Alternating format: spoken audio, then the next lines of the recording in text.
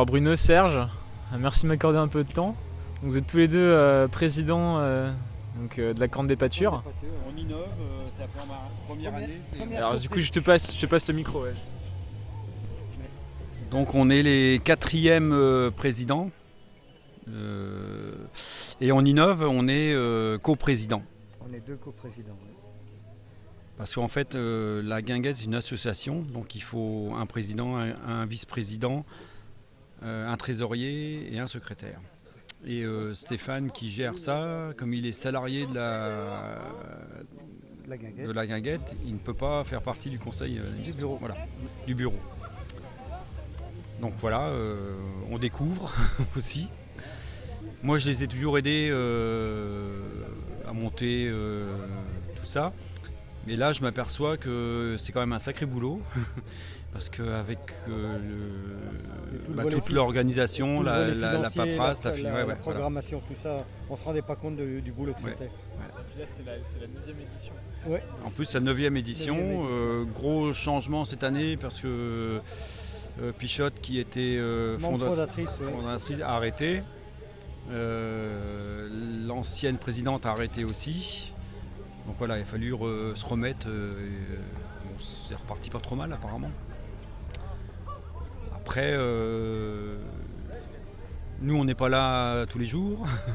C'est eux qui sont là tous les jours quand même à surveiller ça. C'est 3 mois, 3 mois. 3 mois avec le montage. Intense. Faut tout surveiller, faut tout gérer, rien laisser passer. Faut tout monter déjà. Il y a eu des années où on faisait bol d'air. Et la semaine d'après, on commençait la Guinguette. Il fallait démonter tout et remonter en une semaine. Là, c'était trop tendu, quoi. Il y a un moment où on ne peut plus tout faire.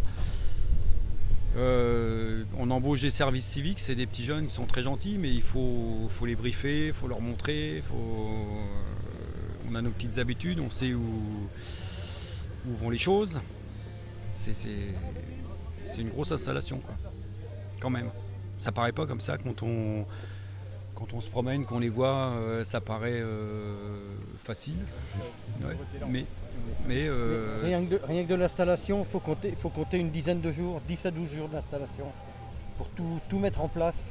Le démontage c'est un peu plus rapide, mais le montage pour que tout soit nickel, que tout fonctionne. En plus on fait des nouveaux décors quasiment tous les ans, donc c'est pas facile. Et c'est les services civiques qui viennent d'arriver souvent, qui se collent aux nouveaux décors et qui font qu'il y a des changements tous les ans. Et puis d'autre part, cette Guinguette a quelque chose de bien, c'est qu'on est dans un village de 2000 habitants, un peu plus de 2000 habitants, et elle fédère toutes les couches de la population.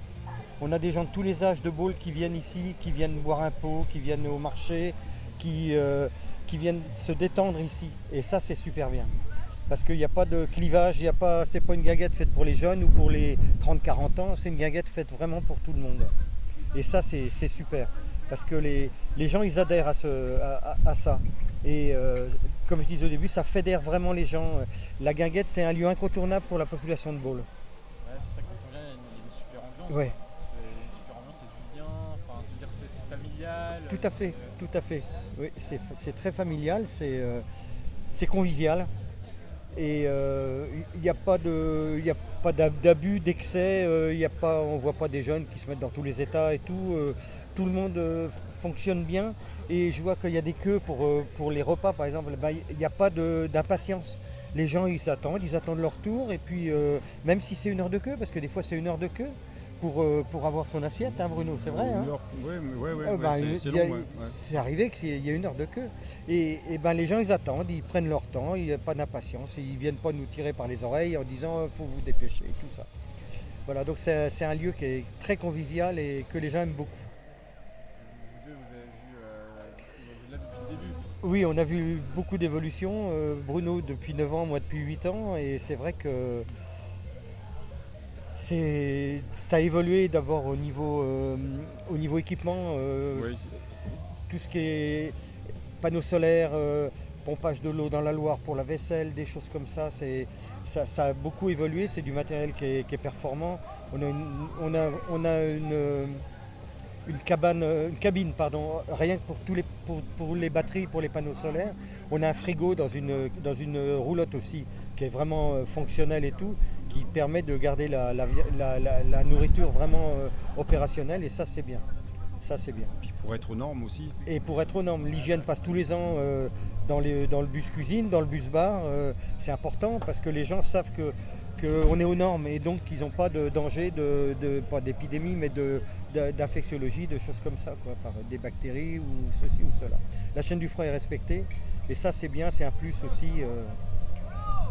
Par contre, les gens extérieurs sont étonnés parce qu'ils réclament un Coca ou une Heineken. Ouais. Ben, il n'y en a pas ici. Ici, il n'y a pas ça. Tout est local. Que des produits locaux, c'est des producteurs, des fermiers, des éleveurs, des artisans qui viennent et donc tout est local ici. Je parle des artisans pour les jours de marché, mais pour les repas de tous les jours, oui. C'est vraiment la nourriture est commandée quasiment au jour le jour. C'est des produits toujours frais. Et ce qui est épatant, c'est qu'on ne sait jamais la veille pour le lendemain ce qu'on va manger, mais c'est toujours bon. Des guinguettes, il y en a tout au long de la Loire, il y en a un petit peu partout maintenant.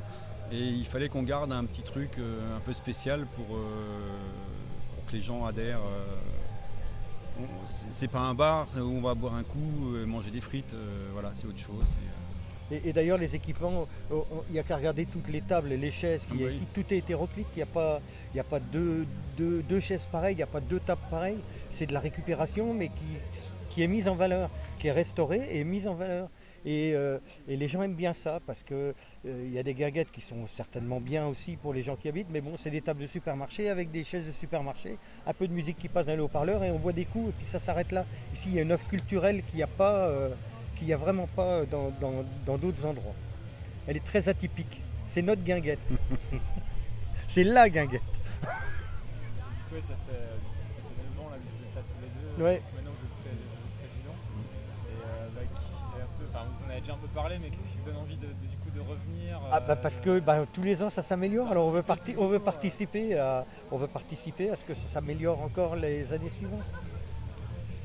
En fait, on est content quand les gens passent un moment agréable ici. Moi, ça me fait plaisir.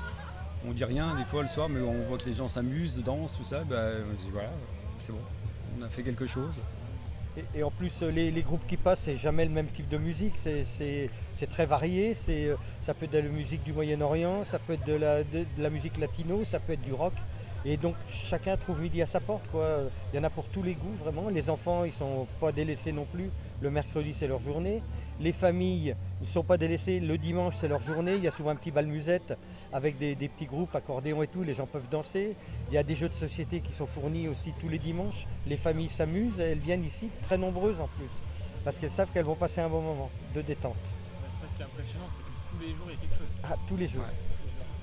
7 jours sur 7. C'est 3 mois intenses, oui. Pour ceux qui sont là tous les jours.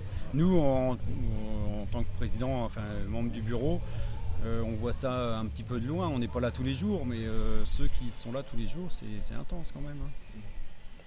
Et on est bénévoles tous les deux. Lui, il s'occupe beaucoup du montage, du démontage, parce que monsieur est paysan, il a une remorque, et donc la remorque, elle est vachement utile. Moi, mes talents s'arrêtent à la vaisselle. Mais bon, je suis content de la faire, et c'est des bons moments aussi. C'est des bons moments aussi.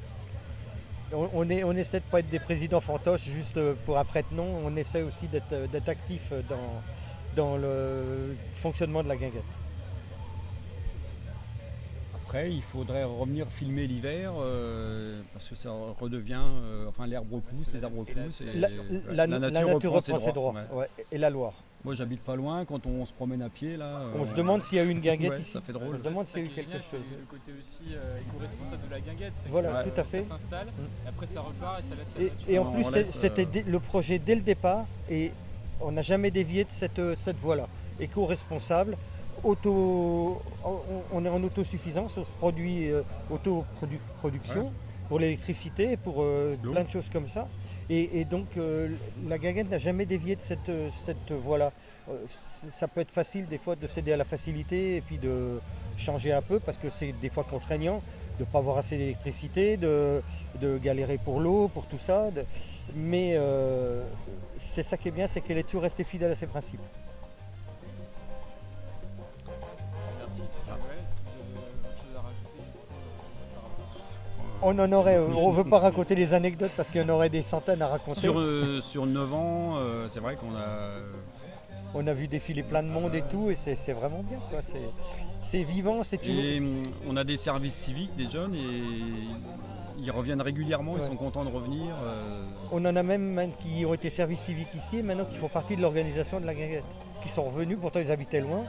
Et on en a du nord, on en a du sud, et ils sont revenus ici pour... voilà. Ouais. Tout à fait.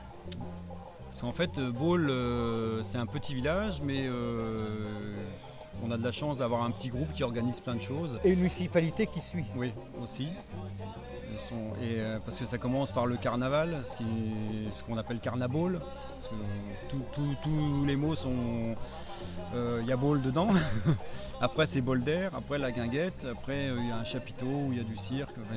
Voilà, on a de la chance d'avoir un petit groupe qui organise plein de choses.